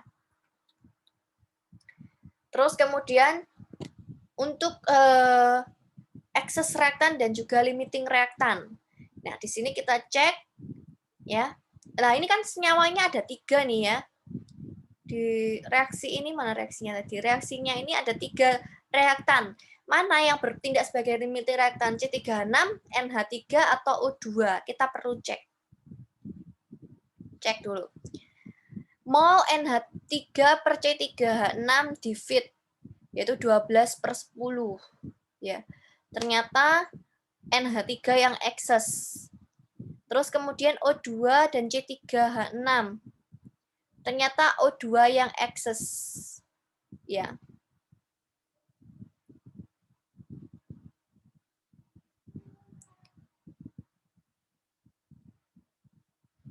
Nah, itu artinya kan di sini dilihat kok bisa sih Bu, kok tiba-tiba 12/10, 16,38/10 dari mana? Kita cek ya, dari 3 senyawa ini ya, C3H6, NH3, dan O2. Terus kita berangkat ke mol mula-mula. Ini 10, 12, 16,38. Selalu yang molnya lebih besar per 10. Terus dihitung mol stoikiometrinya. Ternyata di sini NH3 ya, yang atas ini NH3 per C3H6, NH3 terhadap C3H6 itu besaran NH3-nya. Berarti C3H6 itu sebagai limitingnya. Nah, terus kita bandingkan lagi, yaitu antara oksigen dan juga C3H6. Setelah dibandingkan, ternyata kenapa kok dibandingkan dengan yang C3H6? Kenapa nggak dibandingkan sama NH3? Karena di sini sudah dibilang NH3-nya ekses. Selain itu, 12 sama 10 ini kan lebih kecil yang 10, jadi dibagi dengan yang 10. Nah, ini sebagai yang eksesnya adalah O2.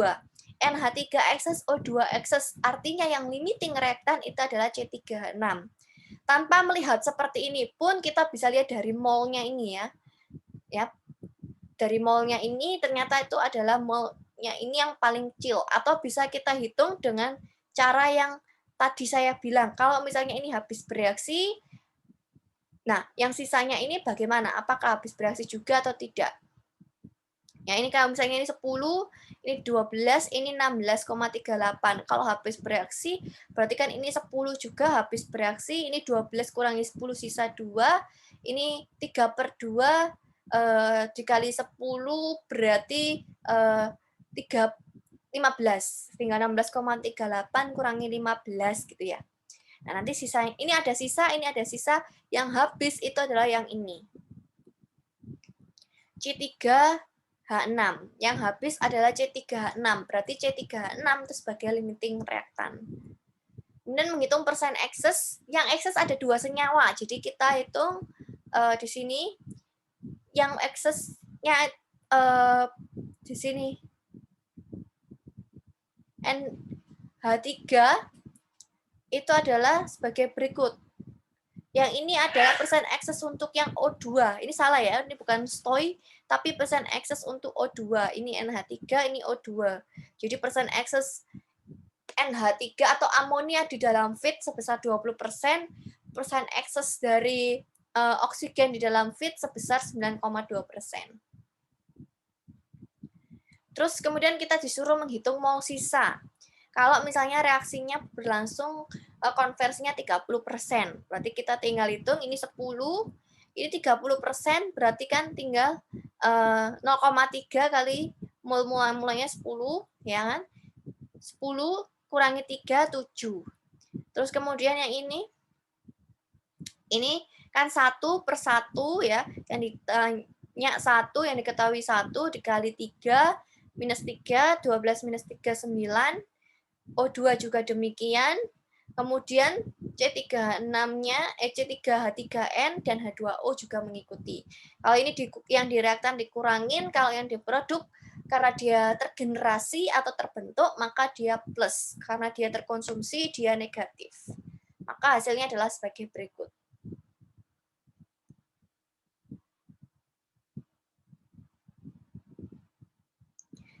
Nah, ini yang saya bilang bahwa kalau misalnya di dalam neraca dengan reaksi kimia itu selalu biasanya menggunakan neraca mol. Karena yang namanya ini mula-mula bereaksi sisa, dari SMA ini selalu dibilang mol mula-mula, nggak ada masa mula-mula, nggak pernah ada yang namanya masa mula-mula. Jadi, ya ini yang perlu krusial juga, kalau yang diketahui dalam bentuk massa, harus diubah dalam bentuk mol. Ya, harus dirubah dalam bentuk mol. Misalnya kita basisnya 100 kg. Lah, berarti 100 kg ini kita harus ubah dulu dalam bentuk mol per komponen atau per senyawanya gitu ya, supaya bisa dapat berapa ini nanti. Terus mol sisanya kita dapat mol sisa dari ini C3H6-nya 7, NH3 9, O2 1138, N2, si inert jangan lupa ditulis ya. Kalaupun dia nggak ada dalam reaksi, tapi dia tetap ada.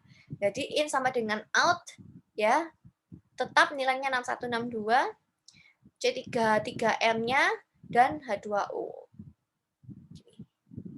Ini adalah mol sisanya. Dari contoh soal ini apa ada yang ingin ditanyakan?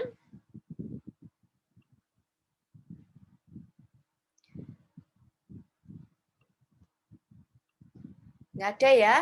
Untuk tugasnya silakan dikerjakan ulang example 461, kalian kerjakan ulang. Nggak perlu dikumpulkan, tugasnya ini tugas untuk latihan soal sendiri di rumah ya. Saya harap example 461 ini dikerjakan ulang supaya terbiasa menghitung. Kan tadi ini saya jelaskan. Nah, jangan lihat textbook dulu caranya jangan lihat textbook dulu, kerjakan dulu sendiri ya. Setelah itu baru dicocokkan dengan yang ada di textbook, apakah jawabannya sudah sesuai atau belum gitu ya. Karena apa? Karena apapun yang ada di textbook, contoh soal apapun, latihan soal apapun yang ada di textbook selalu berbeda-beda kasusnya. Jadi semakin banyak latihan soal, kalian akan semakin mudah menemukan polanya. Jadi kalau misalnya dapat soal yang diganti-ganti, itu tetap bisa menyelesaikannya dengan baik gitu ya. Itu tugasnya nggak perlu dikumpulkan, dikerjakan sendiri gitu ya. Terus angka-angkanya kadang di textbook itu pembulatannya pembulatan satu angka. Misalnya mulai dibiasakan kalau teknik kimia itu biasanya pembulatan desimal di belakang koma itu biasanya 3 angka. Jadi mungkin bisa dihitung dengan pembulatan desimal 3 angka gitu ya. Pasti beda gitu. Jadi bisa sambil latihan soal. Sebelum saya akhiri perkuliahannya, apa ada yang ingin ditanyakan terlebih dahulu?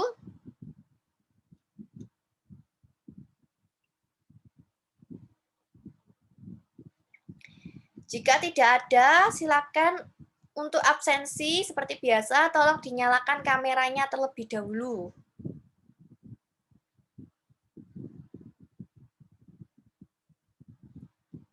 Silakan pada menyalakan kameranya.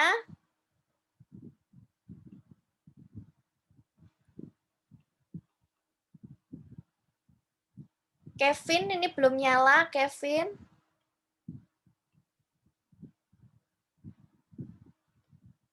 Kresna juga belum menyala.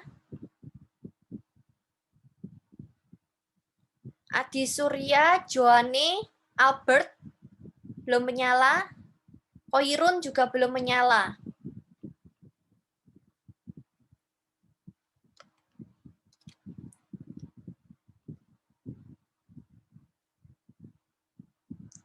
Oke, saya screenshot halaman pertama.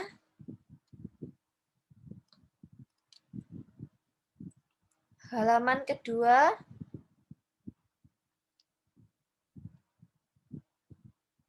Dan halaman ketiga.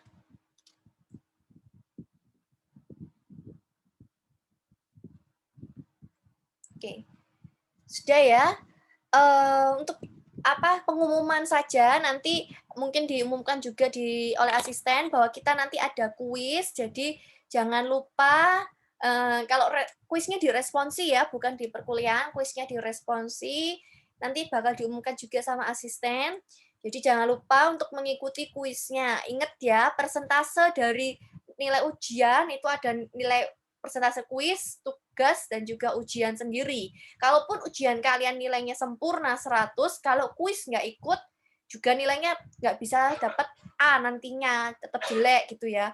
Jadi harus tetap mengikuti kuis dan tugas-tugas dari asisten, tolong diselesaikan juga. Terus untuk materi hari ini, jika memang ada yang belum jelas atau ada yang ingin ditanyakan, bisa bertanya langsung ke saya atau mungkin bisa lewat asisten terlebih dahulu juga tidak apa-apa. Saya rasa sekian. Saya harap perkuliahannya bisa kurang lebih membantu pemahaman kalian meskipun secara online. Terima kasih semua atas kehadirannya. Selamat pagi. Terima Terima kasih, Bu. Terima kasih, Bu. Ibu. Ya.